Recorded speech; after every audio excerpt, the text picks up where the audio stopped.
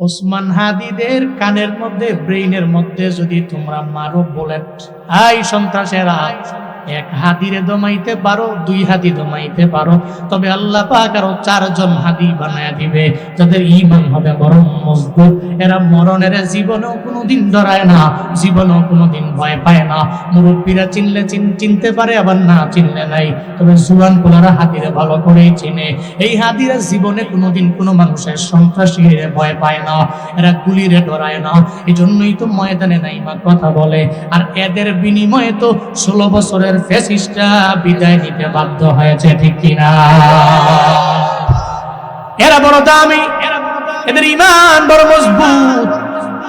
আমি আজকেও দেখলাম আসার সময় সে একটা ফেসবুক পোস্টের মাধ্যমে জানিয়ে দিল, আমাদের মরণটা তো দুনিয়ার কোনো ব্যক্তির মাধ্যমে নির্বাচিত হয় না, নির্ধারণ হয় না, মরণ তো আসমান থেকে হয়। ওই আসমানের আরশে মুআল্লার মধ্যে একটা আরশের মধ্যে একটা গাছ আছে, ওই গাছের মধ্যে পাতা, জুনায়েদ আল হাবিবের নামে একটা পাতা, এই আপনার আমার নামে সবার নামে একটা পাতা আছে না নাই? ওখানে পূর্ণ নাম লেখা আছে, ওখানে লেখা আছে পূর্ণ ঠিকানা। এর মানে আমার মরণ কোন জায়গায় হবে এটা দুনিয়ার কোনো মানুষ নির্ধারণ করবে না। আমার মরণ কোন স্থানে হয়ে যাবে দুনিয়ার মানুষ নির্ধারণ করবে না। এটা তো আরশে মুআল্লা থেকে, আসমান থেকেই তো বাজেট হয়ে যায়। আমার জিন্দেগি 60 বছর না 65 বছর না 70 বছর না 20 বছর, এই ব্যাপারে আমি জানি না, কেউ জানে না। এই ব্যাপারে জানে একজন, চিল্লায়া বলেন তার নাম।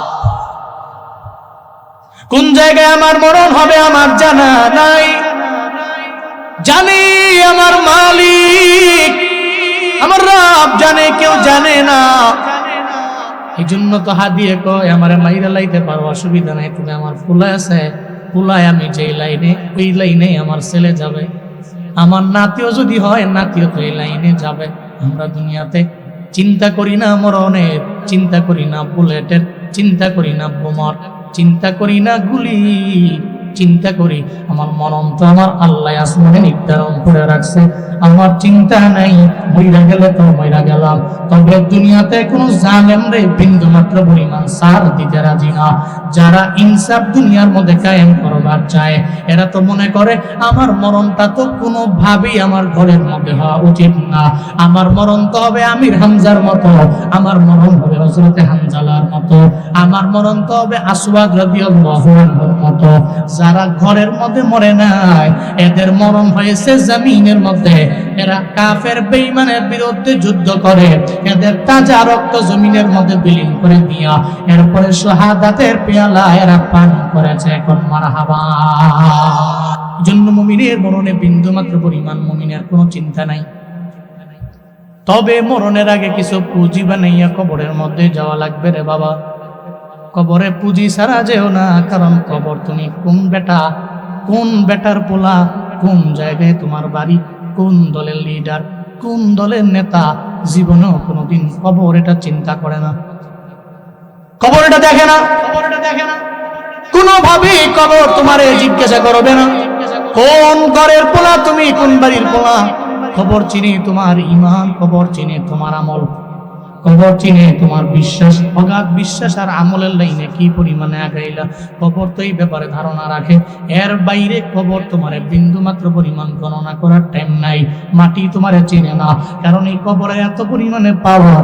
কবর তো চাইলে তোমার পুরা বডিটারে কবরের মধ্যে 2 সেকেন্ডের মধ্যে তোমার পুরা বডিটা মাটির মধ্যে ধরে মুছড়ে দিতে পারে, কি পারে না?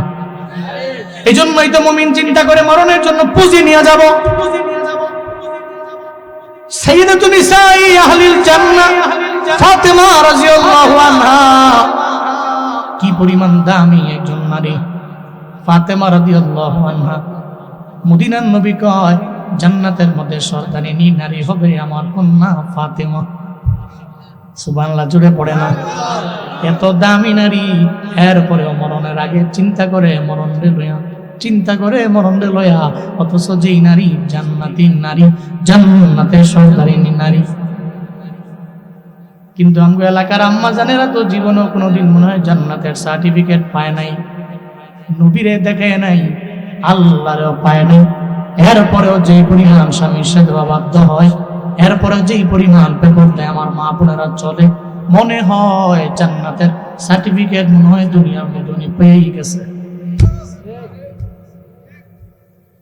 ও আম্মা জানেরা, প্রতিদিন তো বয়ান হয়, সামনে আমার ভাইরা থাকে, আমার বাবারা থাকে, বয়ান তো এদের লইয়াই হয়, কিন্তু আপনার ঘরে লইয়া বহু জায়গায় কোনো বয়ান নাই।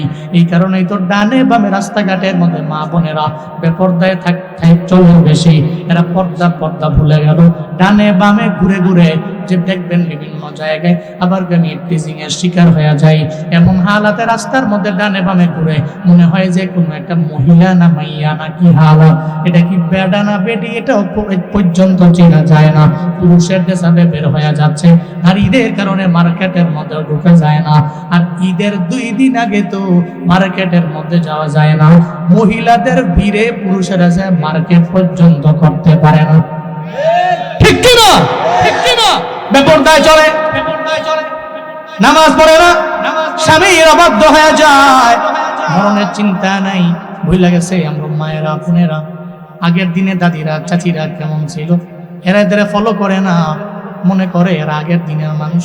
আমরা তো আপডেট যুগের নারী, হব টিকটকার, বানাবো ফেসবুকের মধ্যে ভিডিও, প্রয়োজনে যদি বিয়ে করার পরে স্বামীরে লইয়া কাপড় ব্লগ করব। আছে না? কেমন ছিল ফাতেমা, কেমন ছিল দামি নারী। দুনিয়াতে নবী বললেন জান্নাতে সর্দারিনী নারী ফাতেমা।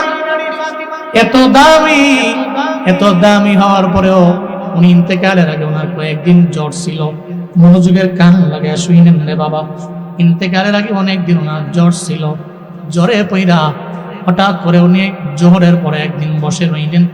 উনি বসে রইলেন, ওনার ইন্তেকালটা হয়েছে যেদিন উনি ছিলেন রোজা মুখে ওনার মরণ হয়েছে। এই মুমিনেরা ভালো কাজ করতে করতে মরা যায়, হয়তো জিহাদের ময়দানে জিহাদ করতে গিয়ে মারা গেল। মুমিনেরা এই চিন্তা করে না জিহাদের ময়দানে আমি মরবো, কারণ আল্লাহর সাথে হবে আমার মুলাকাত। মুমিন চিন্তা করে আল্লাহর দরবারে বলে, আল্লাহ নামাজ অবস্থায় আমার মরণ দিও, রোজা মুখের মধ্যে লয়ে আমার মরণ দিও। ফাতেমা রাদিয়াল্লাহু আনহার মরণ হয়ে গেল রোজা মুখের অবস্থায়। উনি কয় আমার ইন্তেকালের আগের রাতের বেলা স্বপ্ন যুগে দেখি আমার নবী আমার ঘরের মধ্যে হাজির হয়ে গেল। আমার বাবা আমার ঘরে হাজির। বাবা স্বপ্ন যুগে আইসা কি যেন আমার ঘরের মধ্যে ডানে বামের সামনে পেছনে কি যেন তালাশ করে আমার বাবায়। আমি বললাম বাবা রে, এই ডানে বামে ঘুরা ঘুরা রুমের মধ্যে কি আপনি তালাশ করেন? নবী কয় ফাতেমা তোমারে খুঁজার জন্য আমি রুমের মধ্যে আসলাম, তোমার একটা কথা বলার জন্য এই রুমে আসলাম। ফাতেমা কয় বাবা বলেন না, কি বলবেন?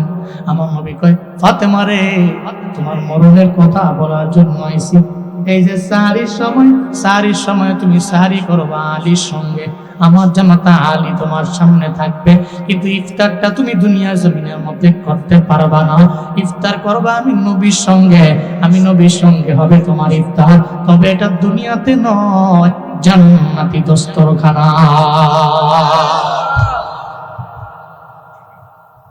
আলীর সঙ্গে করবা তোমার সাহারি। ফাতেমারি সাহারি হবে দুনিয়ায়, ইফতার হবে আখিরাতে জান্নাতে। আমি নবীর দস্তরখানার সাথে তুমি একসঙ্গে, আমি বাবার সঙ্গে বৈশা তুমি ইফতারি করবা। কত দামি নারী ফাতেমা রাদিয়াল্লাহু তাআলা আনহা। সাহারির সময়ে আমার মায়ার নবী রাহমাতুল লিল আলামিনের কথা শুই না, আব্বার কথা শুই না, হযরতে আলীও সাহারি খাওয়ার জন্য উঠলেন, দুইজনই বসলেন। হযরতে আলীরে কিছু বলে না, কারণ আলী যদি জানতে পারে ফাতেমা রাদিয়াল্লাহু আনহা বিদায় নিয়ে চলে যাবে, তাহলে উনি তো ঠিকমতো খাইতেও পারবে না, ঠিকমতো সাহারি করতে পারবে না। ফাতেমা রাদিয়াল্লাহু আনহা হযরতে আলীরে বলেন না, এটা না বইলা উনি সঙ্গে সঙ্গে দুইজনে নিয়ে খাইতে লাগলেন, সাহারি করলেন একসঙ্গে। এরপরে সাহারির পরে তো ফজরের নামাজের আযান হয়ে গেল, হযরতে আলী চলে গেলেন নামাজে। ফাতেমা রাদিয়াল্লাহু আনহা উনি যায় নামাজের মধ্যে দাঁড়িয়ে গেল, এই ঘরের মধ্যে রহমত নাই, ঘরের মধ্যে বরকত নাই, ওই ঘরের মধ্যে এত ইনকাম করি, এরপরেও তো আমার মেয়ে কথা শুনে না, আমার ছেলে কথা শুনে না, আমার বউ কথা শুনে না। কেন শুনে না জানো নি রে বাবা? কারণ ঘরের মধ্যে তোর নামাজ নাই। আপনার বউ নামাজ পড়ে না, আপনার কন্যা নামাজ পড়ে না, ঘরের নারীরাও নামাজ পড়ে না, ঘরের কর্তারাও নামাজ পড়ে না। হযরত আলী চলে গেলেন নামাজে, নামাজ পড়ে আয়েশা দেখে ফাতেমা রাদিয়াল্লাহু তাআলা আনহা মুসল্লার মধ্যে নাই। হযরত ফাতেমা রাদিয়াল্লাহু আনহা, এমন কোন রাত নাই, এমন কোন ফজরের নামাজ নাই, ফজরের নামাজের মধ্যে উনি মুসল্লার মধ্যে বৈশা এশরাকের নামাজ একসাথে পইরা উঠছে, এমন কোন নজির প্রমাণ নাই। মুসল্লার মধ্যে বৈশা রয়েছে ফজরের নামাজের পরে, এশরাকের নামাজ পড়ার পরে মুসল্লা থেকে ওইটা কাজের জন্য গেছে। ওই দিন ফাতেমা রাদিয়াল্লাহু আনহা উনি মুসল্লা থেকে উঠে গেলেন, উনি এশরাকের নামাজ পড়েন নাই। নামাজটা পইরা ফজরের নামাজ পড়া উনি দৌড়ে চলে গেলেন। হাসান হুসাইন দুইজনের যত কাপড় চোপড় আছে উনি বালতির মধ্যে ভিজাইলেন ধোয়ার জন্য।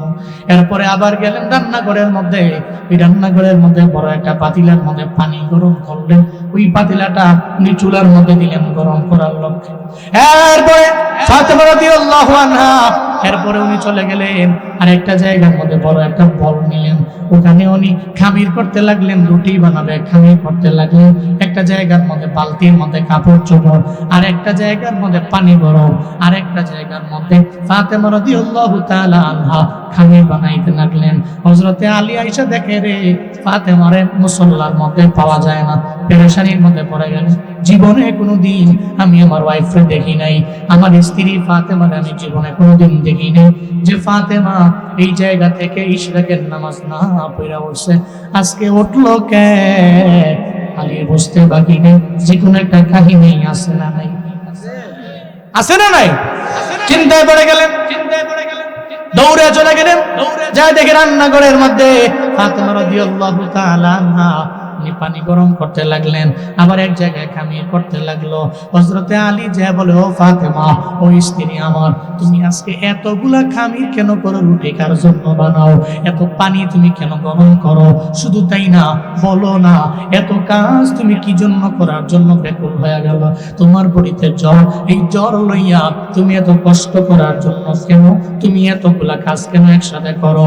হযরতে ফাতেমা বলবার চায় না, একটা পর্যায়ে আলী বারবার বলতে লাগলেন, বারবার বলতে লাগলেন, ও স্ত্রী আমার, আজকে বলো না ফজরের নামাজ তুমি পড়ার পরে ইশরাকের নামাজ কেন না পড়া তুমি উইঠা চইলা গেলা, আমারে জানায়া দাও না। হযরতে ফাতেমা বলে, ও স্বামী আমার, আপনারে বললে তো আপনি চোখের পানি ফেলে কান্না করবে, আপনার মনটা বড় খারাপ হয়ে যাবে, এই জন্য আপনারে বলি না, কারণ আপনি তো আমারে বড্ড মহব্বত করেন, এটা আমার জানা, আপনি আমারে বড্ড ভালোবাসেন, এটা আমার জানা। এরপরেও বলিস আমি গত রাতের বেলা আমার আব্বা আমার স্বপ্ন যুগে আবার বলে দিয়া গেছে, ফাতেমা রে সাহারি করবা আলীর সঙ্গে, তবে ইফতার দুনিয়ার জমিনে তোমার হবে না, ইফতার করবা জান্নাতি দস্তারখানায় আমি বাবার সঙ্গে। চিল্লা পড়া যাবে কি মারহাবা। আমার আর বুঝতে বাকি নেই, আমার বাবার আকৃতি ধইরা শয়তান জীবনেও কোনোদিন আসতে পারে না। দুনিয়ার সবার আকৃতি শয়তান ধরতে পারে, কিন্তু আমার বাবার আকৃতি ধরতে পারে না। মানে আমার স্বপ্ন যুগে আমার বাবা আইছে, আলী রে, আমার বাবা জীবনে কোনোদিন মিথ্যা বলে না, আমি মনে হয় বাঁচবো না, ইফতারের আগে আমার বিদায় নিয়ে চলে যাওয়া লাগবে, সন্ধ্যার আগে আমি বিদায় নিয়ে চলে যাব। হযরতে আলী চোখের পানি ফালায় ফালায় কাঁদতে লাগলেন, আর ফাতেমারে কয়, ফাতেমা তুমি চলে গেলে আমি থাকবো কি করে? হযরতে আলী ফাতেমার জন্য এমন আশিক ছিলেন। ফাতেমার ইন্তেকালের পরে যখনই ফাতেমা রাদিয়াল্লাহু আনহাকে দাফন করলো, সবাই চলে গেল, হযরতে আলী যায় না। হযরতে আলী ফাতেমার কবরের পাশে বসে বসে চোখের পানি ফালায় ফালায় ফালায় কান্দে আর বলে, ফাতেমা, যদিও আমার সামনে এখন তোমার বডি নাই, আমার সামনে তোমার দুইটা চোখ আমি দেখি না, তুমি তোমার চোখে চোখে রাইখা আমি তোমারে যদিও এখন বলতে পারি না, তবে বলতে পারি ফাতেমা, আমার দিলের মধ্যে তুমি আছো, আমার মনের মধ্যে তুমি আছো। স্বামী স্ত্রীর মহব্বতটা তো এমনই হওয়া দরকার। স্ত্রী বিদায় নিয়ে চলে যাবে কবরের মধ্যে যাওয়ার পরে, এরপরও স্বামী তার জন্য কাঁদবে, আল্লাহর দরবারে বলবে, আল্লাহ এমন বিবিরে তুমি জান্নাতে আমার সঙ্গে দেখা করাইয়া দিও। অথচ আমরা ঘরের কি খবর, স্বামী স্ত্রী এত পরিমাণে রাগারাগি, এত মারামারি, খালি ঘুষা ঘুষি মারামারি আছে না, আছে না নাই? আছে না নাই? ফুলা ফাইন মায়া ফাইন সবগুলোকে খাইছে রে, কোন ঘর জন্ম নিলাম রে, যে দাজ্জাল ঘর, এটি দাজ্জাল ঘর। খালি আমার বাহে আমার মারে খিলায়, মারে বাহেরা খিলায়, খালি ঝগড়া হারা দিই, 2-3 দিন কোনো মাত ভুল নাই, কিছু নাই। এটা কি কইলা? আবার কই ঘরে বলে রহমত নাই, আইব কেমনে? স্বামী স্ত্রীর তো মহাব্বত, ভালোবাসাটা আনকমন হবে, এমন হবে সবার থেকে তো আলাদা, তাহলে সংসার সুখের হবে। কন্যা কন্যি, ফিডা ফিডি, মারা মারি, একজন একজনের দৌড়ায়, হেও দৌড়ায়, বহুত বেডিয়ে কাছে খাইছে রে, যে কঠিন। বেড়ায় বেড়িয়ে ধর্ম দূরের কথা, বেডি বেড়া ধরে লাইছে না, দুটো দিয়ে লাইছে না, বা এরকম আছে না নাই? আর কি রাগি, আবার ঘর রহমত নাই, বরকত নাই, আইব কেমনে? খাইছে যে ঝগড়াঝাটি। আল্লাহ আমাদের প্রত্যেকের ঘর, আমাদের দাম্পত্য জীবন সুখ দিয়ে ভরপুর করে দেন। জোরে কন্যা আমিন। যদি আবিয়া তাই জোরে আমিন কইছে, এরকম যদি আমিন কই শীতকালে বইয়ে তো ভাইয়া খারাপ কি, আল্লাহ তোমগুলো মিলে দেখ। এবার জোরে আমিন কও। হযরত আলী আর ফাতেমা রাদিয়াল্লাহু আনহা মহব্বত ছিল অনেক। এটা ছোট বাচ্চা যেভাবে কান্না করে, হযরত আলী কান্না করতে লাগলেন, ফাতেমা তোমাকে বিদায় দিয়ে আমি থাকবো কি করে দেব? দুইজনে মিলে কান্না করে। একটু পরে খেলার মাঠ থেকে হাসান এবং হুসাইন রাদিয়াল্লাহু আনহুমা দুইজনে আসলেন, এসে দেখে মায়ও কান্না করে, বাবাও কান্না করে। মা বাবার কান্না দেখা দুইজনে কয়, আব্বা গো কেন কান্দো, মা গো কেন কান্দো? দুইজনে আইসা মা বাবার চোখের মধ্যে পানি সহ্য করতে পারে না, বলেন না রে বাবা, আপনার সামনে আপনার মায়ে যদি কান্দে সহ্য তো আপনি করতে পারেন না, মারে তুমি কেন কান্দো? তুমি আমারে বলো, তোমার মনে যত চাহিদা যত চাহাত সব আমি পূরণ করে দিতে পারবো। কারণ সন্তান চায় না মা কান্না করে, বাবার কান্না মায়ের কান্না জীবনেও সন্তান সহ্য করতে পারে না। মা বাবার চোখে জগায় পানি। হাসান আর হুসাইন রাদিয়াল্লাহু আনহুমা দুইজনে এসে দেখে মা কান্না করে, বাবাই কান্না করে। বাবা কেন কান্দেন, মা আপনি কেন কান্দেন? বলে না। হাসান হুসাইন কয়, নানার দরবারে চলে যাও, নানার দরবারে যাও, নানায় বলে দিবি। নানায় তো কবরে রওজা শরীফের মধ্যে নানায় শায়িত, রওজা শরীফের উপরে গিয়ে ডানে বামে এরা খেলাধুলা করে, নানার সঙ্গে এরা কথা বলে, চিল্লা পড়া যাবে কি মারহাবা। নানার কাছে যায় আর রওজার ডানে বামে গিয়া সামনে উপরে গিয়া নানার লয় কথা বলে। এরা তো এমন ছিলেন, নবীজি বলছে, আমার হাসান আর হুসাইনকে যারা ভালোবাসে আমি এদের ভালোবাসি। আমার হাসান হুসাইন আমার কলিজার টুকরা দুই নাতি। নবীজি নামাজে রুকুতে যেতেন, সিজদায় যেতেন, হাসান হুসাইনকে কান্দের উপর উঠে থাকতেন, সুবহানাল্লাহ পড়বেন না? নাতিরে ভালোবাসতেন, মহব্বত করতেন নবীজি অনেক। তো দুইজনে বলে, যাও তোমরা নানার কাছে, নানাই কইব। বিদায় করে দিলেন। নবীজি রওজার উপরে যায় খেলে। একটু পরে রওজার ধার থেকে আমার নবীর সাউন্ড ভেসে উঠল। নবীজি বলে, হাসান হুসাইন রওজার মধ্যে খেলতে পারবা? যাও না, তোমার মা দুনিয়ার মধ্যে থাকবে না, কিছুক্ষণ পরে মা তোমাদের চির বিদায় দিয়া চলে যাবে দুনিয়া থেকে। রওজার ধার থেকে আমার নবী শুনে, আমার নবী জানে, আমার আল্লাহ জানায়, পৃথিবীর যে কোনো প্রান্ত থেকে আমার নবীর উপরে উম্মত যখন দরুদ পড়ে, পড়তে দেরি হয়ে যাবে, পড়তে দেরি হয়ে যাবে, সঙ্গে সঙ্গে ওই দরুদটা আমার নবীর কাছে নিয়ে পৌঁছে দিতে দেরি করে না।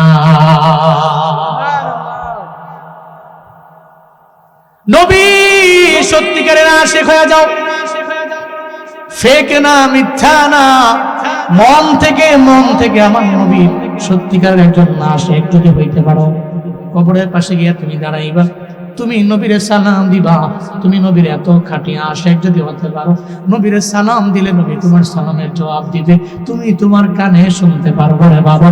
কারণ নবীর যারা প্রেমিক হয়ে যায় এদের কোনো চিন্তা নাই, টেনশন নাই। নবীর যারা কাছে রইতে পারে নবীর দুরূদের মাধ্যমে, নবীর ঘনিষ্ঠ বাজন যদি হতে পারে, রোজা আতহারের সামনে যে যখন আমার নবীরে সালাম দিবে, নবী তো কবরের মধ্যে হায়াতুন নবী আমার, ওখানে আমার নবী জিন্দা, তুমি কিছু বলবা নবী জবাব দিয়ে দিবে। কারণ আমার নবীর ওই পাওয়ার আছে না নাই? আসেনি? নবীর ইশক নিয়ে যদি যাও, কবরের পাশে গিয়ে যদি দাঁড়াও, নবীর ইশক নিয়ে, প্রেম নিয়ে, ভালোবাসা নিয়ে যদি আমার নবীর রওজার পাশে গিয়ে দাঁড়ায় যদি নবীর সালাম দাও, আমার নবী জবাব দিয়ে দিবে। বহু মানুষের মনের মধ্যে ইচ্ছা, আল্লাহ আমারে কেন মক্কায় নেয় না, আল্লাহ কেন আমারে মদিনায় নেয় না, নবীর রওজায় আমারে কেন নেয় না। বহু মানুষের মনের মধ্যে এই স্বপ্ন আছে, আল্লাহ যাতে করে জীবন একবার হলেও আমারে মক্কায় নেওয়া যায়, আমারে যাতে করে জীবন একবার হলেও আমার আল্লাহ মদিনায় নেওয়া যায়। এই ময়দানের মানুষেরা, বলুনের মানুষেরা আমায় বলেন না, আপনারা কি মদিনায় যাবার চান কি চান না? কারা কারা চান? দুইটা হাত তুলে আমার আল্লাহরে দেখা। আল্লাহ তুমি কবুল করো, মঞ্জুর করো, জীবনে একবার হলো মদিনায় যাওয়ার মতো তৌফিক তুমি দাও। চিল্লায় পড়ে না আমিন, আরো জোরে পড়ে না আমিন, মন থেকে পড়েন না রে বাবা। মনে বড় আশা ছিল যাব মদিনায়, মনে বড়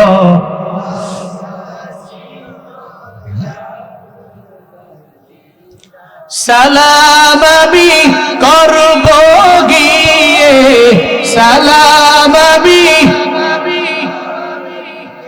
নবীর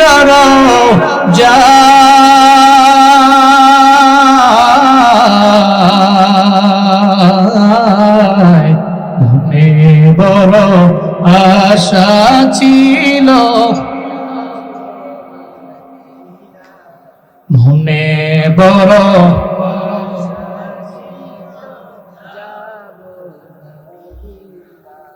মনে আশা নাই? আসেনি? তাহলে মন থেকে ফিল নিয়ে পড়েন তো। মনে বড় আশা ছিল আরব সাগর পাড়ি দিব, নাই কয় আমার তরি পাখি নাই তো উড়ে যাব জানাতে বর করি, আরব সাগর পাড়ি দিব, নাই কয় আমার তরি পাখি নাই তো উড়ে যাব জানাতে বর করি। আমার আশায় আছে সম্ভব নাই, আশায় আছে করি কিও পায়,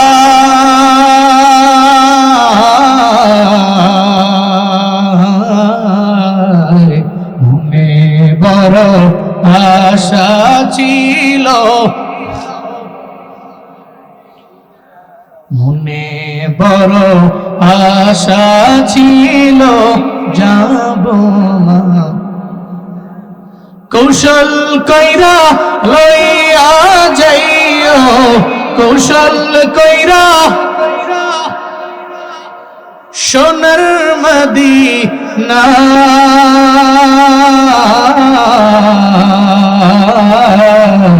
মনে বড়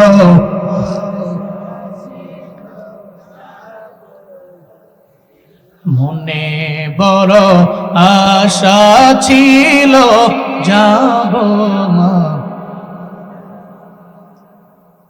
আশিকরা রবের দরবারে বলে আর আল্লাহ এদের ধইরা মদিনায় নিয়ে যায়। যদি দিলের মধ্যে ইশক না থাকে, প্রেম না থাকে, মদিনায় যেতে পারবেন না, জীবনেও সম্ভব না। আল্লাহ পাক আপনার মদিনার জন্য কবুল করবে না। আমার বহু পরিচিত মানুষ আছে, ধনী মানুষ, বড় টাকাওয়ালা মানুষ, আল্লাহ পাক সম্পদ ওনারে কম দেন নাই, বাড়ি গাড়ির মালিক আল্লাহ বানাইছেন, সব দেশে দেশে ঘুরল। একদিন আমি বললাম, আপনি কি মক্কা মদিনায় যান নাই? হুজুর, কয়বার চিন্তা করেছি, সময়ের কারণে যাইতে পারি নাই। আমি চিন্তা করেছি, আল্লাহ তো ওখানে যাওয়ার জন্য, আল্লাহ যারা কবুল করে ওখানে ওই ব্যক্তি যেতে পারে। আল্লাহ যারা কবুল করে না, জীবনেও কোনোদিন মক্কা মদিনায় যেতে পারবে না। আল্লাহ মাহরুম কইরো না এই মানুষগুলোরে, মক্কা মদিনা না দেখে মরণ দিও না। চিল্লে জোরে পড়েন না আমিন। সাগরের কিনারায় দাঁড়াইয়া পিঁপড়া একটা চোখের পানি ফেলা ফেলা কান্দে আর বলে, মাওলা রে, মদিনায় কি নিবা না? নবীর রওজা কি আমার দেখাইবা না? জালালউদ্দিন রুমি বলেন, পিঁপড়াটায় সাগরের কিনারায় দাঁড়ায় দাঁড়ায় কান্দে আল্লাহর কাছে, আল্লাহ গো, আমার কি মক্কা মদিনায় নেওয়া যায় না? আমার ডানা নাই, আমি চাইলেও যাইতে পারবো না। ও আল্লাহ, বিমানবন্দরে আমি যেতে পারবো না, বিমানের মধ্যে গিয়ে আমি উঠতে পারবো না, আমার অ্যাবিলিটি নাই, আমার সামর্থ্য নেই, কেমনে যাবো আমি মক্কা মদিনায়? আল্লাহ কয়, পিঁপড়া রে, তোর কান্দনটা আমি রবের দরবারে বড্ড পছন্দ হয়ে গেল, দিলের মধ্যে ইশক আছে, প্রেম আছে, আমি আল্লাহ তোরে কেন নিব না? আল্লাহ কয়, কবুতর, যাস না পিঁপড়ার দরবারে, আর ওই পিঁপড়ারে তোর উপরে তুই লস না, ঘুরায়া ঘুরায়া মক্কা মদিনা দেখায়া আবার পিঁপড়ার জায়গার মধ্যে পিঁপড়ারে আইনা বসায়া দেস না। চিল্লা আওয়াজ করে পড়বেন কি মারহাবা।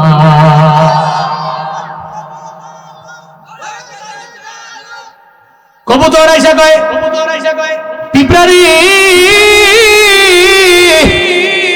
বিমান তো হাজির, কেন উড়ুস না?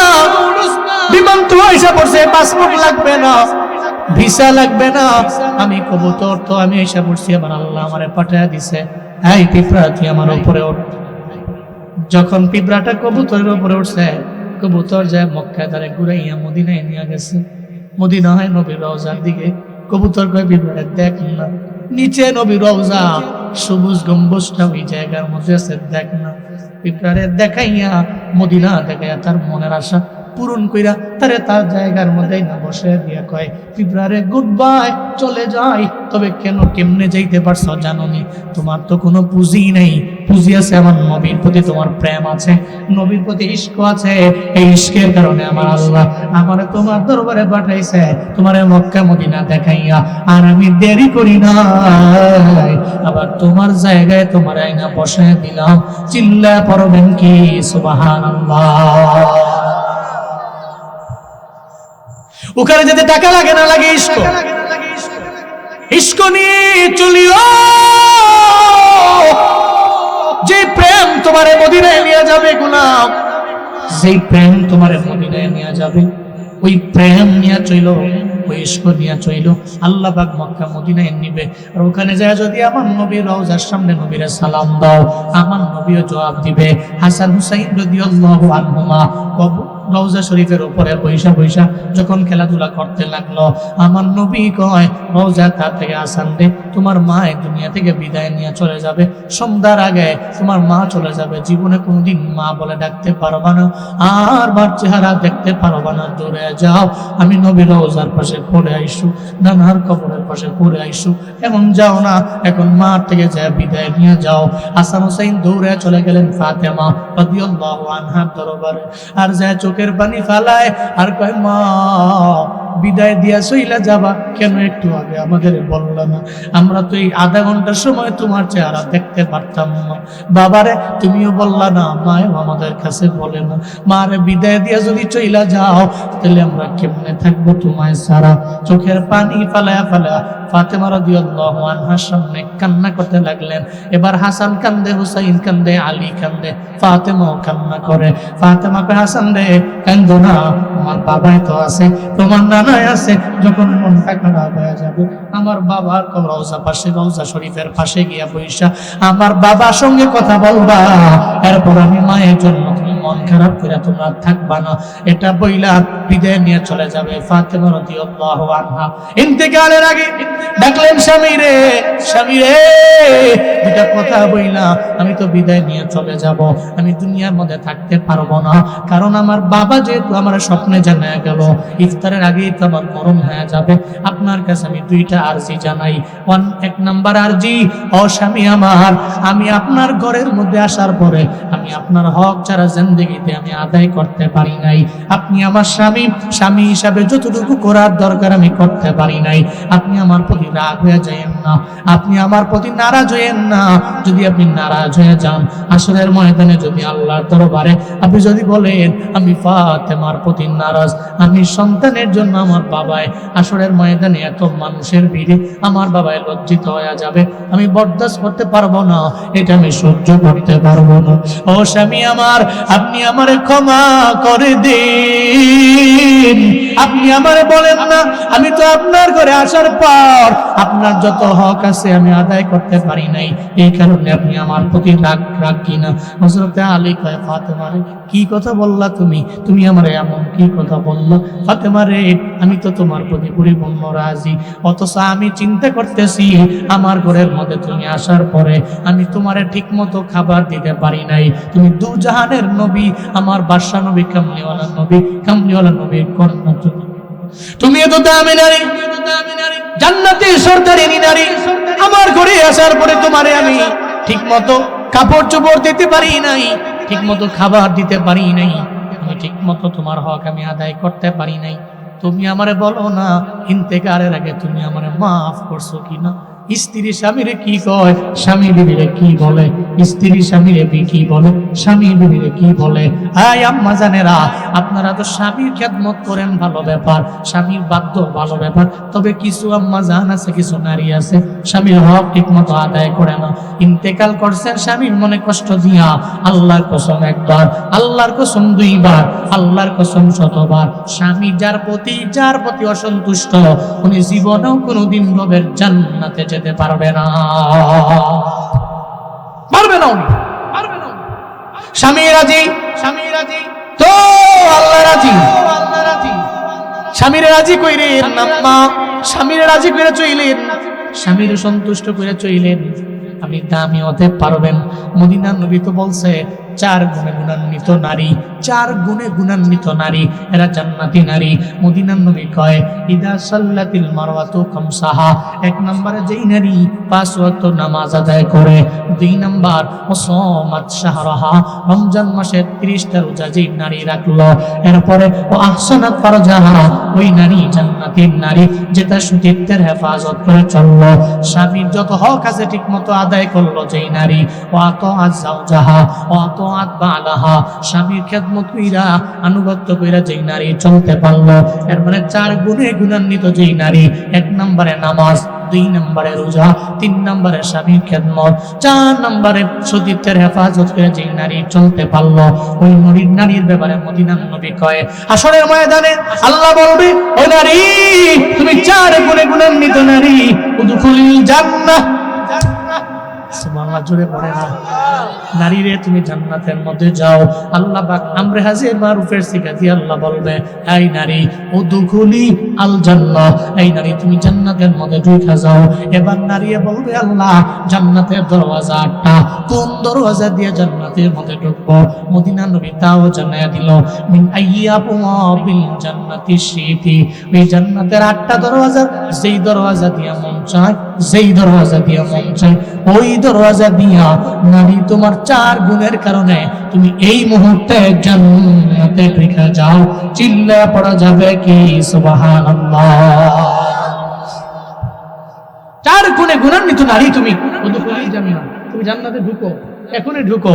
আর কোন দরজা দিয়ে ঢুকবো? মিন আইয়া আবওয়াবিল জান্নাতি শিইতি, তোমার যে দরজা দিয়ে মন চায় ওই দরওয়াজা দিয়েই তুমি জান্নাতে ঢুকে যাও। সুবহানাল্লাহ পড়বেন না? তাহলে স্বামীর অবাধ্য হওয়া যাবে? যাবে নাকি?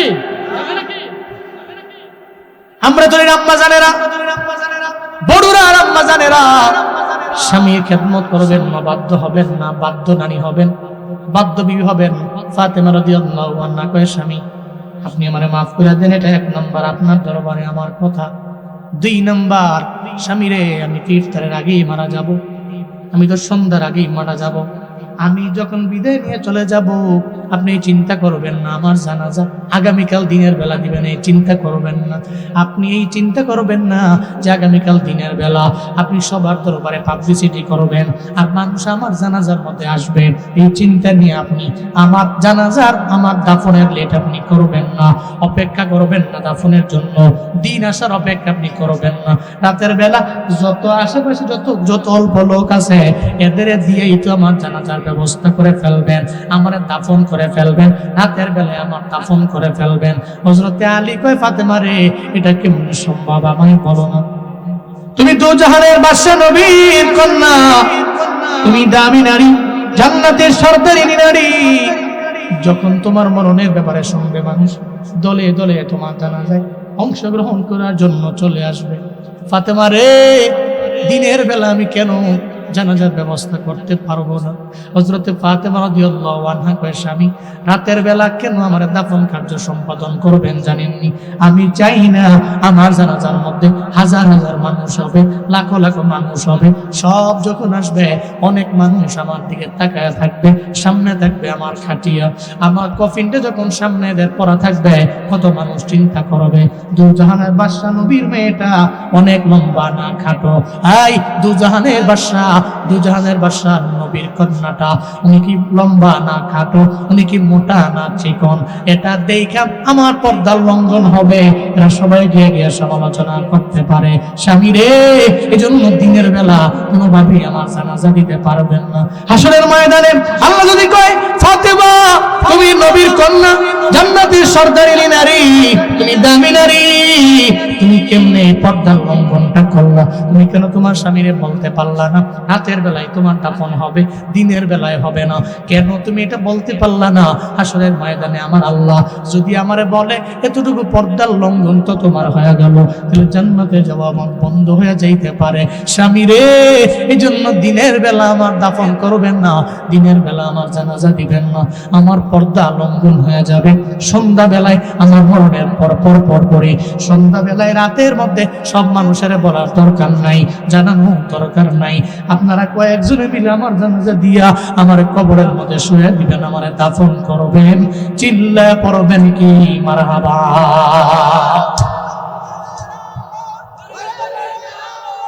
কেমন জান্নাতি নারী যিনি দুনিয়াতে জান্নাতের সার্টিফিকেট পাইলেন, সাইয়্যিদাতুন নিসাই আহলিল জান্নাহ, সমস্ত নারীদের সর্দারিনী, সমস্ত জান্নাতি নারীদের সর্দারিনী, যিনি নেত্রী সব জান্নাতি নারীদের দামি। উনি কি বলে, স্বামী আমারে মাফ করে দিও আর আমার জানাজা দিনে দিও না, রাতে দিও। কেন দিও? কারণ রাতের বেলা দিলে আমার কেউ দেখতে পারবে না আমি কি মোটা না চিকন, আমি লম্বা না খাটো। ও মিয়া, আমগো নারীরা, আমগো মারা, আমগো বোনেরা যদি চিন্তা করত তাহলে জীবনেও কোনোদিন বেপরদায় ঘর থেকে বের হইতো না। আগের দিনের আম্মাদের মতো, আমগো জেদি চাচি গো মতো বোরকা পইরা, হিজাব পইরা, নিকাব মেনটেন কইরা, এমন কি ছাতা লইয়া বের হইতো। আমার মা বোনেরা ঠিক এই যে ইয়াং সোসাইটি এরা ঠিক হয়ে যাবে।